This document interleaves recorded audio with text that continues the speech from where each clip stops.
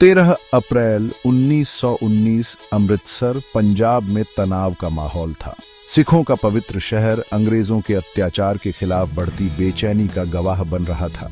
गुलामी में जकड़ा भारत आजादी के लिए तरस रहा था और उसके लोगों के दिलों में प्रतिरोध की भावना प्रज्वलित थी। जलियांवाला बाग, दीवारों से घिरा एक पब्लिक गार्डन, जल्द ही इस संघर्ष का एक दुखद प्रतीक बनने वाला था। वहां इकट्ठा हुए लोगों को क्या पता था कि वे एक ऐसी भयानक घटना का हिस्सा बनने वाले हैं जो राष्ट्र की यादों पर हमेशा के लिए दाग छोड़ देगी। जलियांवाला बाग में जमावड़ा शांतिपूर्ण था। बैसाखी, एक खुशी का त्योहार मनाने के लिए परिवार आने वाले कहर से अनजान एक साथ आए थे। राजनीतिक कार्यकर्ता भी मौजूद थे। उनकी आवाज विरोध में उठ रही थी, लेकिन उनके तरीके अहिंसक थे। हालांकि अंग्रेजों ने इस सभा को संदेह की नजर से देखा। इन व्यक्तियों की उपस्थिति को ही अपने अधिकार के लिए सीधी चुनौती माना। बढ़ती अशांति से डरकर और किसी भी प्रकार के विरोध को कुचलने के लिए दृढ़ एक त्रासदी का मंच तैयार हो गया था। इस सभा और उसके बाद हुए नरसंहार का तात्कालिक कारण रॉलेट एक्ट था। उस वर्ष के शुरू में इंपीरियल लेजिस्लेटिव काउंसिल द्वारा पारित इस अधिनियम ने ब्रिटिश सरकार को बिना किसी मुकदमे के राजद्रोह के संदेह में किसी भी भारतीय को कैद करने के लिए अधिकृत कर दिया था। इस क्रूर कानून का पूरे भारत में व्यापक आक्रोश और रोष के साथ सामना किया गया।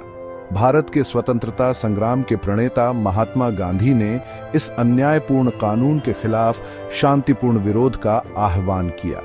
जलियांवाला बाग सभा आंशिक रूप से सत्य और न्याय की वकालत करने वाले अहिंसक प्रतिरोध के एक रूप गांधी के सत्याग्रह के आह्वान की प्रतिक्रिया थी। रॉलेट एक्ट के विरोध में एकजुट जीवन के सभी क्षेत्रों के लोग बाग में जमा हुए थे। माहौल हालांकि भावनाओं से भरा हुआ था, अराजकता से बहुत दूर था। भाषण थे, आजादी के गीत थे और उद्देश्य की एक साझा भावना थी। हालांकि अंग्रेजों ने इस सभा को अपने शासन के लिए एक सीधा खतरा माना, एक संभावित चिंगारी जो विद्रोह की आग को भड़का सकती थी। यह डर भारतीय जीवन के प्रति उनके निहित पूर्वाग्रह और उपेक्षा के साथ मिलकर विनाशकारी परिणाम देगा। ब्रिगेडियर जनरल रेजिनाल्ड डायर एक ऐसा आदमी जिसका नाम हमेशा के लिए बदनामी में दर्ज हो जाएगा।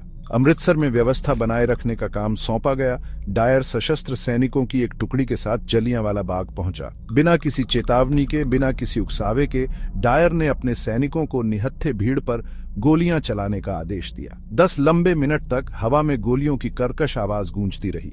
दीवारों वाले बगीचे के भीतर फंसे पुरुष, महिलाएं और बच्चे अपनी जान बचाने के लिए दौड़े, केवल गोलियों की बौछार का सामना करने के लिए। बाग का संकरा प्रवेश द्वार एक अड़चन बन गया। लोग इस नरसंहार से बचने के लिए बेताब थे। कई लोग गोलियों से बचने की उम्मीद में परिसर के अंदर स्थित एक कुएं में कूद पड़े, केवल पानी वाली कब्र से मिलने के लिए। नरसंहार तभी समाप्त हुआ जब डायर ने अपने गोला बारूद समाप्त होने पर अपने सैनिकों को वापस जाने का आदेश दिया। जैसे ही धुआं साफ हुआ, जमीन मृतकों और मरने वालों से अटी पड़ी थी। जलियांवाला बाग, जो कभी आशा और प्रतिरोध का प्रतीक था, अकल्पनीय आतंक के दृश्य में बदल गया था। जलियांवाला बाग नरसंहार ने पूरे भारत और उसके बाहर सदमे की लहरें दौड़ा दी। जान माल का भारी नुकसान, आधिकारिक अनुमान 379 लोगों की मौत बताते हैं, जबकि स्वतंत्र सूत्रों का दावा है कि यह 1000 से अधिक है, ने ब्रिटिश शासन के खिलाफ गुस्से और आक्रोश की आग भड़का दी। यह नरसंहार भारत के स्वतंत्रता संग्राम में एक महत्वपूर्ण मोड़ था। इसने ब्रिटिश उदारता के किसी भी भ्रम को चकनाचूर कर दिया और औपनिवेशिक शासन की क्रूर वास्तविकता को उजागर कर दिया। नरसंहार का महात्मा गांधी पर भी गहरा प्रभाव पड़ा।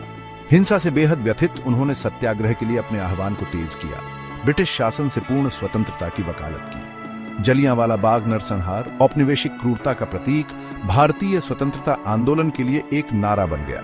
इसने भारतीय लोगों को प्रेरित किया, उन्हें स्वतंत्रता और न्याय की मांग में एकजुट किया।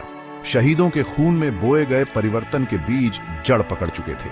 आजादी का रास्ता लंबा और कठिन था, लेकिन एक स्वतंत्र भारत का सपना पहले से कहीं ज्यादा चमक रहा था।